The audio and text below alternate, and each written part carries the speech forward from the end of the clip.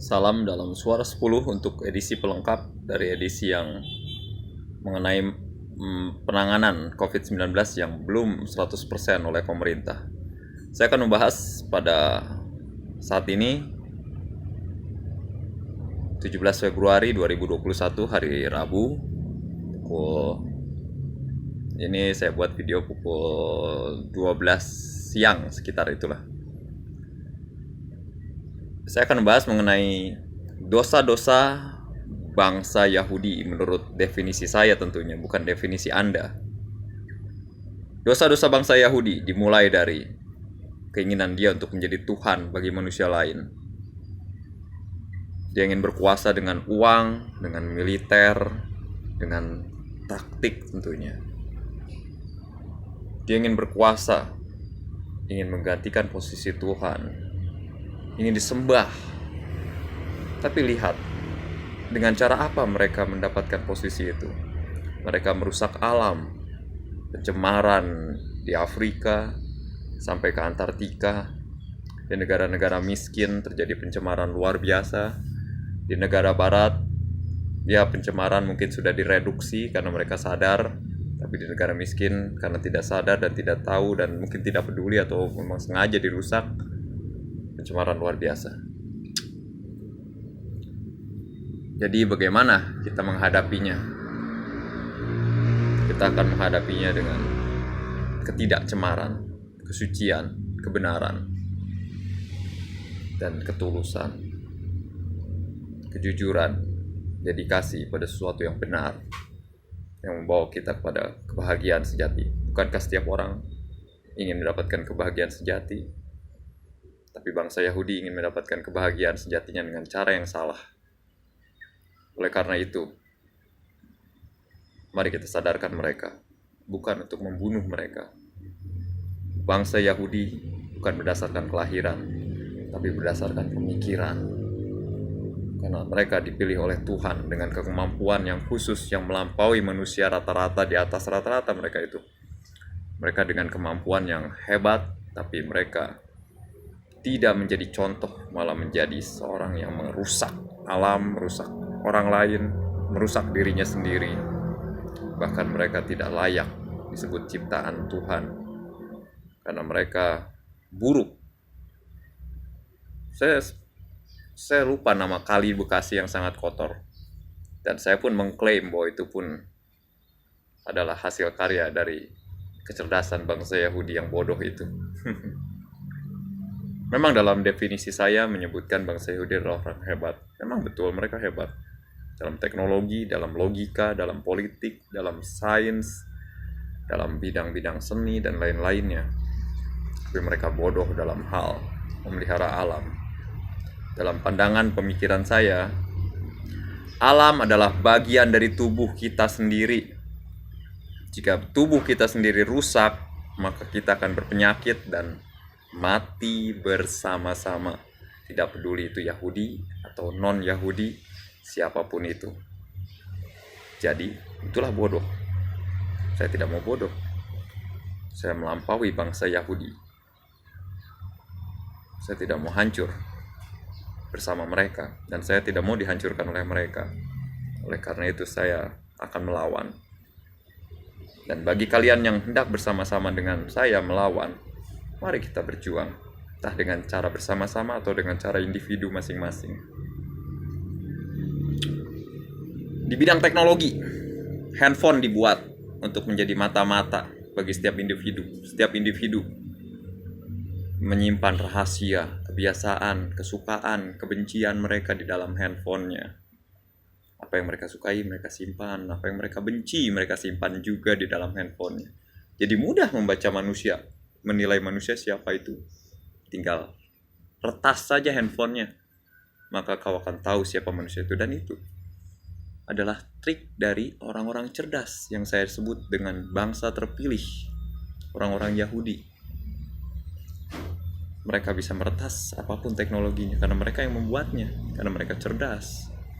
Tetapi mereka tidak bisa meretas isi otak manusia, termasuk isi otak saya. Retaslah kalau bisa. Karena yang kalian temukan adalah keinginan tulus untuk membuat mereka sadar, untuk membuat mereka tahu bahwa mereka tersesat dan harus kembali ke jalan yang benar dalam hal memulihkan dunia ini menjadi damai, bersih, tanpa pencemaran. Bahkan manusia hidup bukan menjadi serigala buat manusia lainnya. Bangsa Yahudi, mereka adalah serigala buat manusia lainnya. Mereka homo homini lupus, bukan homo homini socius. Maukah kalian hidup di zaman yang penuh dengan pembunuhan dan pembantaian dan pengrusakan? Tentu tidak. Kalian tidak akan pernah merasa aman memiliki sesuatu, tidak akan pernah bisa memiliki apa yang kalian sudah perjuangkan dan miliki. Karena tetangga kalian, manusia lainnya, hanya menjadi serigala bagi kalian, yang siap memangsa kalian kalau kalian lengah, lemah, ataupun kalian dalam kondisi yang buruk. Dan kalian pun bisa jadi serigala untuk manusia lainnya. Ketika kalian melihat manusia lain lemah, kalian akan merekamnya, memangsanya, memanfaatkannya. Aku tidak mau hidup di dunia yang seperti itu. Aku ingin hidup di dalam dunia yang menyenangkan, membahagiakan, dan aku tidak pernah menyangka bahwa Tuhan memberikan aku jalannya. Dalam Yesus Kristus aku mendapatkannya. Dan silakan kalian yang punya agama lain, perjuangkanlah kebahagiaan kalian. Dan untuk hal ini, saya mengajak kita berjuang bersama. Walaupun kita beda agama, ya silahkan, bebas saja. Saya akan mempertahankan ide saya dan akan memperjuangkannya. Saya akan melawan pencemaran lingkungan, kebodohan yang dipaksakan agar tetap bodoh manusia di dunia ini. Lalu saya ada bahasanya, yaitu membentuk perilaku konsumen agar konsumtif dan bodoh dalam memilih produk. Entah itu smartphone, entah itu rumah, entah itu apartemen, entah itu tanah, entah apapun itu. Bahkan mie instan atau rokok atau apalah. Atau ganja sekalipun mungkin yang haram itu. Dan orang-orang yang disebut sebagai produsen, mereka membentuk perilaku konsumen dalam konsumsi produk. Itu pun sebuah dunia yang tidak saya harapkan. Saya ingin membentuk perilaku konsumen agar mereka rasional, otentik. Dalam artian ini mereka akan menentukan keputusan untuk mereka sendiri berdasarkan logika mereka sendiri. Tidak usah dibentuk oleh orang lain.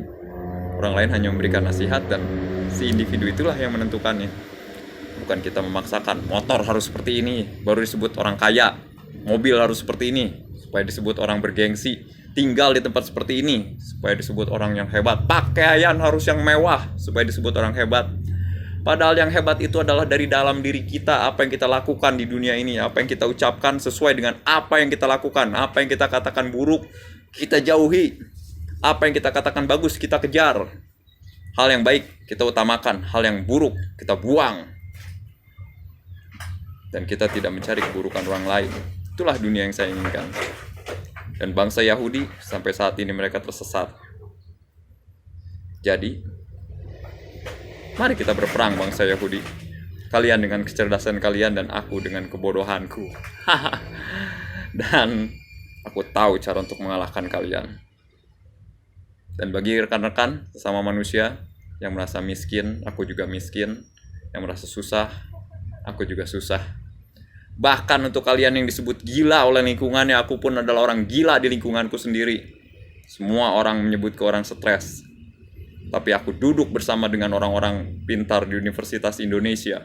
Di ruang dosennya, bukan di ruang kuliahnya. Maaf. Saya adalah murid dari dosen saya, Ibu Dr. Embun Kenyawati Ekosiwi, jurusan Filsafat Universitas Indonesia, Depok.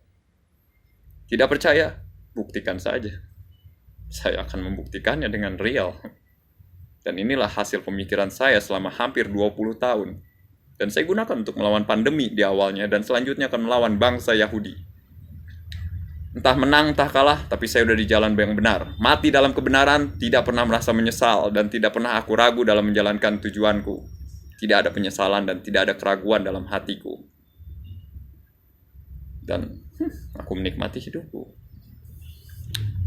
Kalian yang merasa kalian dibodohi, dilemahkan, dimiskinkan, dan dianggap berbeda dan aneh, atau kalian dianggap sebagai orang yang tidak layak di dunia ini, lihatlah apa yang bisa kukatakan dan pertimbangkanlah. Jika kalian mau berjalan bersamaku, marilah. dan aku akan bersama dengan kalian. Entah kalian berjalan sendiri dahulu atau bersama denganku langsung, silahkan. Bapakku akan terus berjalan. Kita bertemu di medan perang. Maksudnya di medan perjuangan kehidupan kita. Manusia yang layak hidup di dunia ini adalah manusia yang mengasihi sesama manusianya, bukan membenci dan memanfaatkan atau memanipulasi orang lain untuk mencapai keuntungannya pribadi. Jadi, saya akan berjuang untuk menjadi